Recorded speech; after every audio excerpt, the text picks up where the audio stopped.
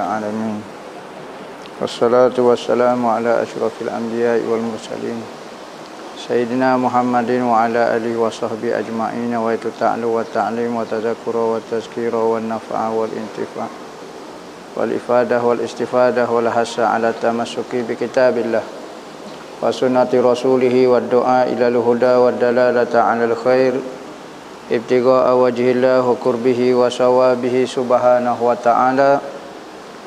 اللهم إني أسألك علما لدني ومشربا صافيا يا وهاب يا غني. قال المؤلف رحمه الله تعالى ونفعنا به وبعلومه في الدارين آمين. ربي يسر ولا تعسر وتمم بالخير ولا حول ولا قوة إلا بالله العلي العظيم. إلهي أنت مقصودي ورضاك مطلوبي أعطني محبتك ومعرفتك. أما بعد السلام عليكم ورحمة الله وبركاته. Berkata Allamah Mufassir Muhaddis Rabbani Abdullah Sirajuddin Al-Husaini dalam kitab dia Sayyiduna Muhammad Rasulullah sallallahu alaihi wasallam, sehinggalah perkataan dia Ar-Rahman 'allamal Qur'an khalaqal insan 'allamahul bayan. Lah ni kita duduk kecek mengenai keluasan ilmu Nabi. Nabi setiap hari, setiap masa Allah Ta'ala sentiasa membuka ilmu-ilmu, makrifat-makrifat kepada Nabi.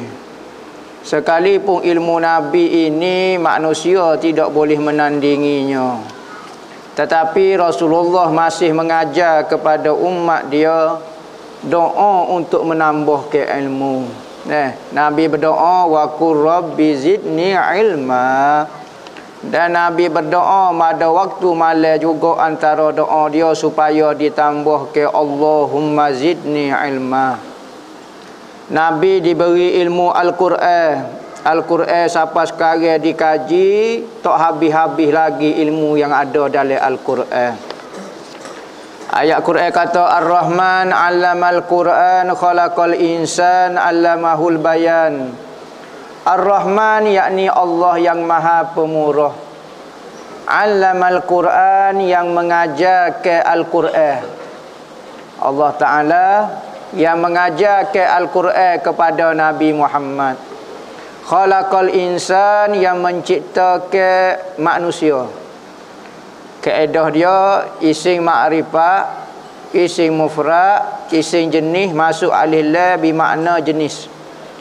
Yang mencipta jenis manusia, spesies manusia.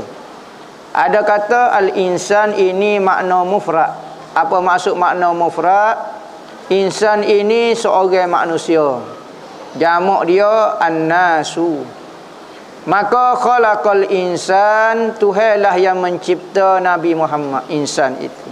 'Allamahul bayan, dialah yang mengajar akan insan saat ni, manusia saat ni akan keterangan. Yakni Nabi Muhammad belajar dengan Tuhan, bukan belajar dengan makhluk. 'Allamahul bayan, Tuhan yang mengajar kepada insan saat ni. Ada tafsir kata insan saat ni Nabi Muhammad. Iaitu apa dia? Al-bayan, keterangan. Bukan Al-Quran sahaja, semua ilmu-ilmu yang menerangkan suatu benda Nabi Muhammad tahu. 'Allamahul bayan. Maka Nabi Muhammad lah manusia yang pertama yang diajar Al-Quran oleh Allah Subhanahu wa Ta'ala. Sebelum daripada Nabi Muhammad tak ada orang belajar Al-Quran, belajar Taurat, belajar Zabur, betul. Maka ilmu Al-Quran ni orang yang pertama mendapat ilmunya Al-Quran adalah Nabi Muhammad. Makna-makna dan rahsia-rahsia Al-Quran semua Nabi Muhammad tahu belaka. Sanukri'uka fala tansa, katanya Allah Ta'ala, kami akan baca kepada kamu ya Muhammad Al-Quran, dan kamu tidak akan lupa selama-lamanya. Banyak lagi ayat kata Rasulullah ni keluasa ilmu dia, keluasa akal dia, ditambah pula dengan keluasa ilmu Al-Quran pula. Bukan kata Nabi Muhammad tahu Al-Quran tu sebutir, bahkan perkataan huruf-huruf di dalam Al-Quran juga Nabi Muhammad tahu rahsia-rahsia dia. Antaranya Nabi Muhammad hadis riwayat Abu Daud dan Tirmizi daripada hadis Sauri, daripada Abi Ishaq, daripada Muhallab bin Abi Sufrah berkata, ia haddatsani man sami'a Rasulullah sallallahu alaihi wasallam yaqul in buyitum lailata wa fi riwayatin in bayyatakumul adu faqulu hamim la yunsurun. Nabi Muhammad kata, jika kamu bermalam ketika perang, waktu perang, jenera tengah malam, letih kau gapo, membaca doa ni, hamim la yunsurun. Hamim, mereka itu tidak ditolong. Rahsia-rahsia ayat-ayat Al-Quran. Nabi sendiri mengajar kelebihan ayat-ayat Al-Quran. Maka Nabi Muhammad sendiri mengajar manusia supaya beriktikad Al-Quran itu ada kelebihan. Bukan Al-Quran itu ada kelebihan sendiri, tetapi Allah Ta'ala beri kelebihan kepada Al-Quran. Ni ada orang mengajar Al-Quran pun tak ada kelebihan. Siapa dia iktikad Al-Quran ada kelebihan jadi kafir. Apa dok? Nabi Muhammad ajar suruh baca taing-taing perang kau gapo, baca hamim la yunsurun. Tiba-tiba ada mari kok mana planet Pluto mana yang mengaji dengan siapa dia, tak boleh pula iktikad kelebihan Al-Quran. Orang Islam faham Al-Quran ada kelebihan kerana Tuhan beri kelebihan kepada dia. Sebagaimana ulama, orang alim, gapo dia ada kelebihan kerana Allah Ta'ala beri kelebihan kepada dia. Bukanlah diri benda tu sendiri ada kelebihan. Benda tu tak payah syarah dah. Sejahir-jahir orang Islam pun tahu mengenai akidah lagu tu. Maka Nabi ajar kalau mungkin tidur, tanya waktu perang kau gapo dia membaca hamim la yunsurun. Ni Rasulullah dibuka rahsia kalimah hamim. Hamim. Ada orang baca hamim, hamim, hamim, tujuh hamim dah. Hamim, hamim. Dalam Al-Quran ni ada hamim ini permulaan surah ada 7 surah. Mula dengan hamim, hamim, hamim. Maka setiap kali sebut hamim, niat satu surah, niat satu surah. Niat sebagai surah-surah itu Tuhan muliakan dia, Tuhan beri kelebihan kepada dia, wajib kita muliakan Al-Quran. Kerana apa? Kerana dia Tuhan muliakan. Sebab tu kita bukan tengok di diri, tetapi tengok di benda itu dimuliakan oleh Allah. Nabi Muhammad wajib kita muliakan kerana Allah Ta'ala muliakan dia. Al-Quran, masjid, benda-benda yang berkait dengan agama, syiar-syiar agama, wajib kita muliakan. Sebah, piyuh, serban, sejadah, siwak, benda-benda sunnah-sunnah Nabi lagu tu wajib dimuliakan kerana Allah Ta'ala muliakan benda lagu tu. Al-Quran antara benda besar yang Allah Ta'ala muliakan.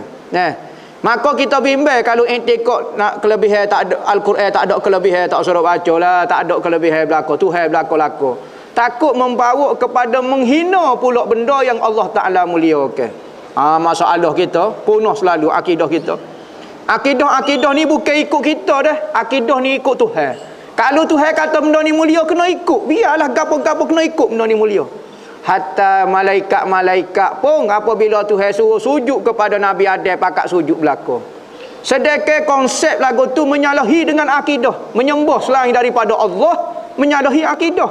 Tetapi kerana Tuhan suruh, maka akidah ni jangan rekod sendiri. Jangan kita rasa benda ni nampak kepada syirik. Ke jadi syirik, ke jadi syirik lagu mana kalau Tuhan suruh sembah pokok. Kita kena sembah pokok, wajib kena sembah pokok. Sebagaimana malaikat taat belaka. Taat belaka maka pakat sembah Nabi Allah Adam alaihissalam. Sembah ke mana? Sujud. Ya, sujud. Dalam kitab tafsir kata. Bukan tu, ada kata bukan sujud sebab dia bukan Tuhan. Tuhan suruh kan apa bukan sujud lagu mananya. Kalau Tuhan suruh letak pah tak akak-akak pun kena ikut, wajib ikut. Sebab tu akidah kena ikut Tuhan. Jangan kita dok rasa benda ni ke syirik lagu mana. Kalau Tuhan kata mulia, wajib muliakan. Kalau Tuhan kata wajib kena hormat, wajib kena hormat. Tuhan kata kena baca-bacalah. Ada kelebihan dia. Jadi akidah ni jangan buat pandai-pandai, buat rekod keedah pandai-pandai. Akidah ni ikut Nabi Muhammad. Nabi Muhammad kata baca Hamim la yunsurun. Ada dah kelebihan dia. Sebab itulah ulama-ulama mengarah hizib-hizib, wirid-wirid, hizib gapo dia menyatakan kelebihan Al-Quran. Hak tu kalimah rahsia Nabi Muhammad sebut Hamim. Macam-macam Yasin ada, Nun ada dalam Al-Quran. Setiap huruf itu dijaga oleh satu malaikat. Maka kelebihan dia sangat hebat. Surah-surah dalam Al-Quran ni. Begitu juga Rasulullah diajar kelebihan ayat Al-Quran. Saat ni huruf Hamim, huruf-huruf muqatta'ah dipanggil. Huruf-huruf terpotong. Ha, sa, mim, sa, nun, ka. Maka ada Nabi diberi kelebihan di samping kelebihan Al-Quran, di samping di kelebihan ilmu Al-Quran, khasiat Al-Quran juga Nabi Muhammad diberi ketahui. Perkataan huruf Hamim. Ada juga Rasulullah diberi tahu sebagaimana hadis Imam Tirmizi daripada Nu'man bin Bashir radhiyallahu anhuma daripada Nabi sallallahu alaihi wasallam. Nabi kata innallaha kataba kitaban qabla an yakhluqas samawati wal ardi bi alfai amin wa anzala minhu ayataini khutima bihima suratul baqarah wa la yuqra bihinna fi darin salasalayalin fayakrabuha syaitanu. Nabi sebut sesungguhnya Allah Ta'ala mencipta, menulis di dalam kitab dia sebelum daripada mencipta langit dan bumi 2000 tahun. 2000 tahun sebelum wujud langit dan bumi dan benda yang dalam isi langit dan bumi ni. Langit dengan bumi ni tak ada lagi. Lama mana tingkahnya dalam 2000 tahun sebelum kejadian langit dan bumi. Tak tahu ada apa dia, gelap gelemak tak tahu apa, cahaya pun tak ada, matahari pun tak ada, semua cakrawala ni tak ada lagi. Langit dan bumi sebelum ada 2000 tahun Tuhan cipta satu kitab, Lauh Mahfuz. Maka Tuhan turun tulis di dalam dia, tulis sebelum 2000 tahun. Maka Tuhan ambil di dalam Alkitab saat ni 2 ayat, iaitu 2 ayat ini ditutup dengannya surah Al-Baqarah, yakni penutup surah Al-Baqarah ayat amanar rasulu bima unzila ilaihi min rabbi. Maka Nabi kata tidak bacalah ayat ini, amanar rasul ini pada mana-mana rumah, mana-mana tempat selama 3 hari. Baca amanar rasulu bima unzila ilaihi dalam rumah tu ataupun dalam tempat tu, dalam pejabat, dalam kedai, dalam gapo, 3 hari buat berturut-turut, maka syaitan tak masuk rapat. Tu dia panggil khasiat. Al-Quran di samping sumber hidayah, dia juga ada khasiat dan kelebihan. Ada manusia kata Al-Quran ni sumber hidayah saja, jangan buat bomo, jangan guna, dia bukan hidayah kan. Jangan dok guna, silap guna. Pos skru debat wak katok air batu lah. Skru debat, orang wak pula skru. Tiba-tiba ambil wak katok air batu. Salah penggunaan dia panggil. Al-Quran ni sumber hidayah. Ya kita buat bomo, buat azimat, buat apa dia, lari daripada matlamat. Orang ni tak faham. Al-Quran bukan tujuan hanya nak memandu kehidupan manusia. Bahkan dia sendiri Allah Ta'ala mulia ke beri kelebihan. Maka Nabi kata baca amanah rasul ini syaitan tak masuk. Ni kelebihan ayat Al-Quran. Ada juga Nabi Muhammad sebut mengenai keistimewaan surah Al-Kahfi. Nabi kata di dalam Musnad Imam Ahmad daripada Abi Darda radhiyallahu anhu daripada Nabi sallallahu alaihi wasallam, Nabi kata man hafiza 10 ayatin min awwali suratil kahfi usima minad dajjal. Siapa dia yang hafal 10 ayat daripada awal surah Al-Kahfi, diselamatkan dia daripada tipuan Dajjal. Sama ada Dajjal betul ataupun Dajjal pengikut dia. Jadilah pengikut-pengikut Dajjal sebelum Dajjal sebenar tu mari, adalah kumpulan dia pengikut-pengikut pembawa kepada cara mikir Dajjal. Lagu mana cara nak selamatkan? Baca 10 ayat daripada awal surah Al-Kahfi. Ada riwayat kata lagu tu. Nah, Imam Ahmad daripada Abi Darda daripada Nabi sallallahu alaihi wasallam wa mari hadis lagi man qara'a asyara awakhira min suratil kahfi usima min fitnatil dajjal. Nabi kata siapa dia pula baca 10 ayat akhir daripada surah Al-Kahfi, maka selamat ia daripada fitnah dajjal.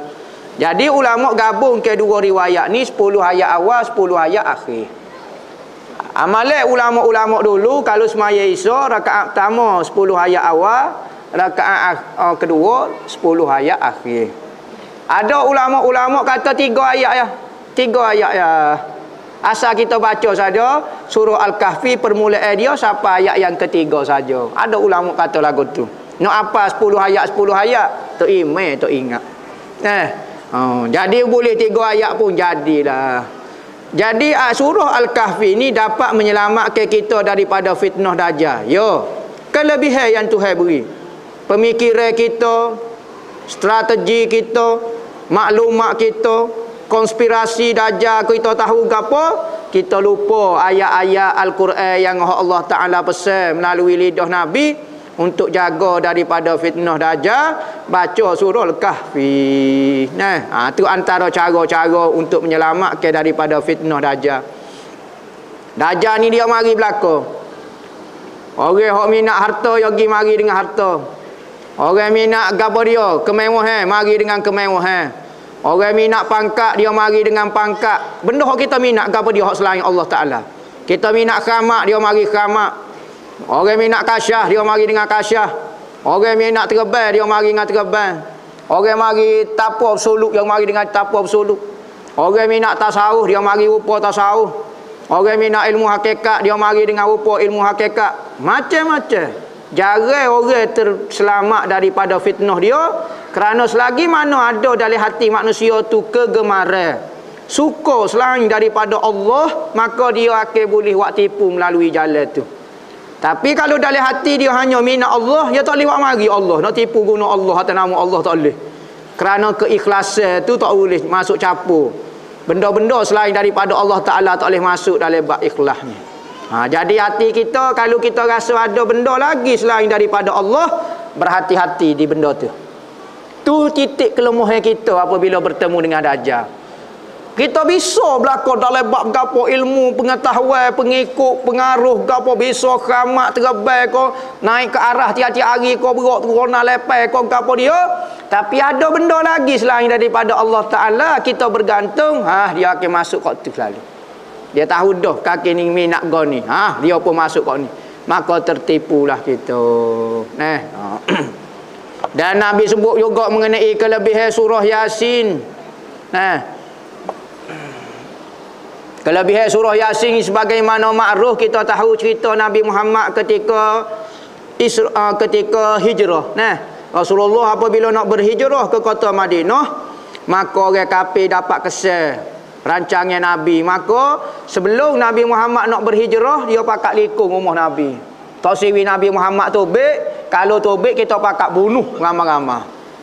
Maka Nabi Muhammad pun ada riwayat kata surah Yasin tobek turun pada masa tu. Maka Nabi Muhammad pun baca surah Yasin daripada surah ayat yang pertama, Yasin wal Quranil Hakim, sehinggalah ayat kata fahum la yubsirun wa ja'alna min baini aidihim. Nabi Muhammad pun cekor pasir kepal, Nabi Muhammad pekong. 70 pemuda duduk keliling rumah dia, duduk celah hekong, duduk atas atap, duduk di goni gapo dia, semua pasir itu terbang duduk atas kepala belakang. Maka pemuda hok likung Nabi pada malam hijrah tu semua mati kafir belakang. Dalam perang Badar semua pemuda tu mati kafir belakang. Nabi Muhammad pekong ke depan lagu ni. Pas apa dia pergi atas, pergi letak kat ni, pergi letak kat ni, pergi letak kat ni, pergi letak kat ni. Baca surah Yasin, kelebihan surah Yasin. Orang lain ni tak berapa nak percaya dah. Ayat-ayat Quran pun tak berapa nak percaya, doa-doa pun tak berapa nak percaya. Percaya ke apa dia? Percaya ke dia. Percaya ke pemikiran dia. Kau ya hidup dengan kepercayaan. Percaya kepada diri sendiri. Etis. Percaya hamba paling pandai sekali, hamba paling bijak. Akhir sekali percaya kepada pandangan diri sendiri, pemikiran dia sendiri, pendapat dia sendiri. Sesat dengan lagu tu. Tak ikut panduan ulama. Dan banyak lagi lah kelebihan-kelebihan ayat Al-Quran yang Allah Ta'ala beri kepada Nabi Muhammad. Nabi Muhammad tahu kelebihan dia. Dalam pengetahuan dalam itu ada ayat Quran itu sendiri ada khasiat. Wa min zalika ilmuhu bi khasaisi suwar wallahu a'lam.